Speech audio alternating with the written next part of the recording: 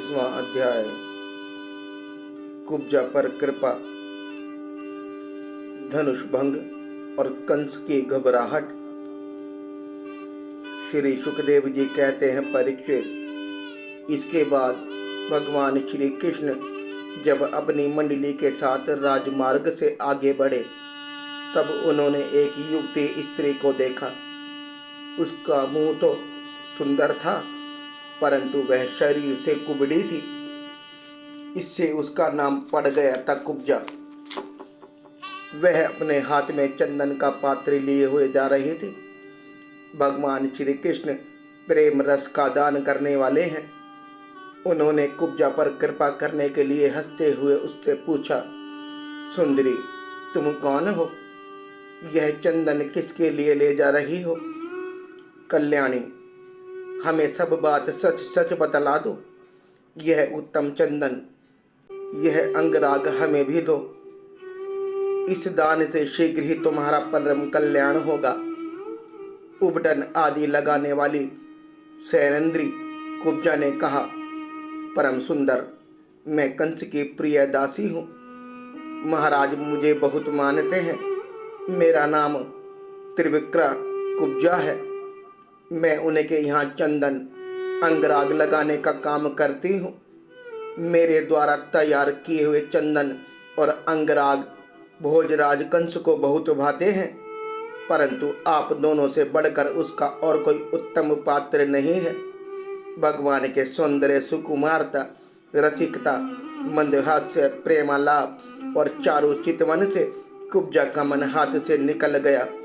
उसने भगवान पर अपना हृदय निछावर कर दिया। उसने दोनों भाइयों को वह सुंदर और गाढ़ा अंगराग दे दिया। तब भगवान श्री कृष्ण ने अपने सांवले शरीर पर पीले रंग और बलराम जी ने अपने गोरे शरीर पर लाल रंग का अंगराग लगाया तथा नाभि से ऊपर के भाग में अनुरज्जित होकर वे अत्यंत शोभित हुए। भगवान श्री कृष्ण उस कुब्जा पर बहुत प्रसन्न हुए।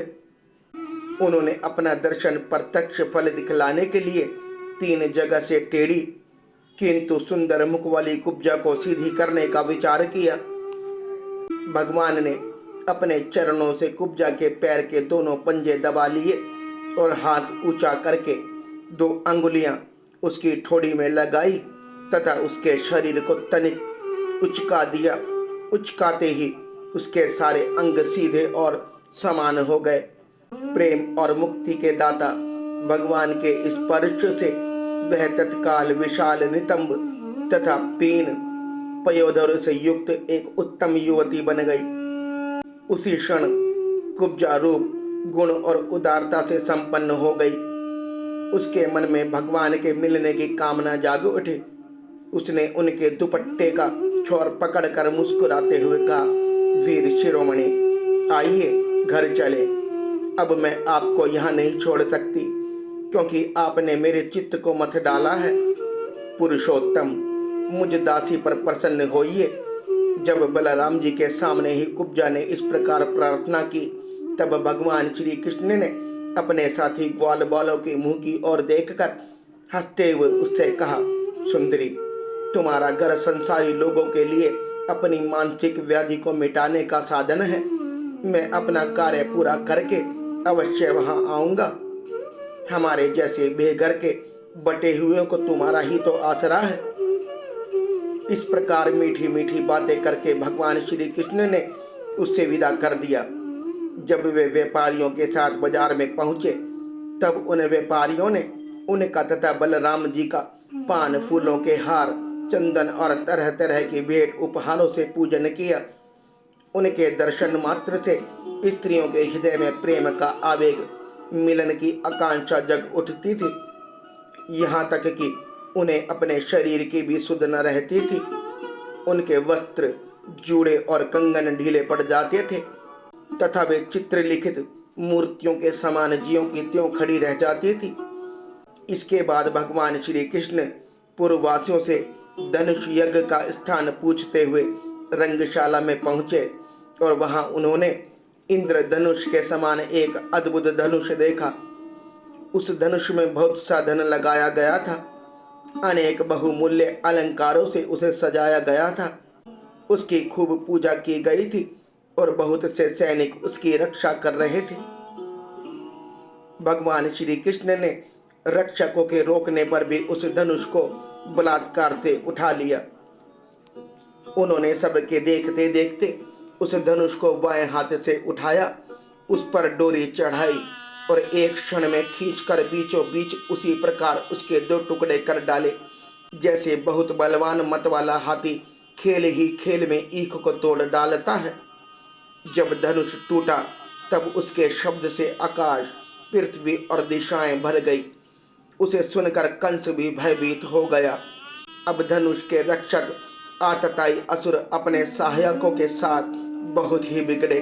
वे भगवान श्री कृष्ण को घेर कर खड़े हो गए और उन्हें पकड़ लेने की इच्छा से चिल्लाने लगे, पकड़ लो, बांध लो, जाने ना पावे। उनका दुष्ट अभिप्राय जानकर बलराम जी और कृष्ण भी तनिक क्रोधित हो गए और उस धनुष के टुकड़ों को उठाकर उन्हें से उनका काम तमाम कर दिया। उन्हें धनुष खंडों से उन्होंने उन असुरों की सहायता के लिए कंस की भेजी हुई सेना का भी संहार कर डाला। इसके बाद वे यज्ञशाला के प्रधान द्वार से होकर बाहर निकल आए और बड़े आनंद से मथुरापुरी की शोभा देखते हुए विचरने लगे। जब नगर वासियों ने दोनों भाइयों के इस अद्भुत पराक्रम की बात सुनी और उनके तेज, साहस तथा अनुपम रूप को देखा, तब उन्होंने यही निश्चय किया कि हो ना हो ये दोनों कोई श्रेष्ठ देवता हैं। इस प्रकार भगवान श्री कृष्ण और बलराम जी पूरी स्वतंत्रता से मथुरापुरी में विचरण करने लगे। जब सूर्य अस्त हो गया तब दोनों भाई ग्वाल बालों से घिरे हुए नगर से बाहर अपने डेरे पर जहाँ छकड़े थे लौट आए।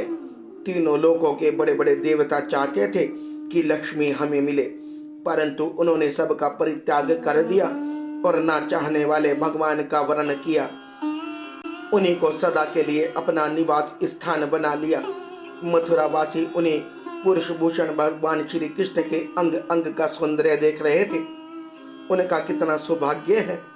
व्रज में भगवान की यात्रा के समय गोपियों ने विरह आतुर होकर मथुरा वासियों के संबंध में जो जो बातें कही थी वे सब यहाँ अक्षर अक्षय सत्य हुई। सचमुच वे परमानंद में मग्न हो गए। फिर हाथ पैर धोकर श्री कृष्ण और बलराम जी ने दूध में बने हुए खीर आदि पदार्थों का भोजन किया और कंस आगे क्या करना चाहता है इस बात का पता लगाकर उस रात को वहीं आराम से सो गए।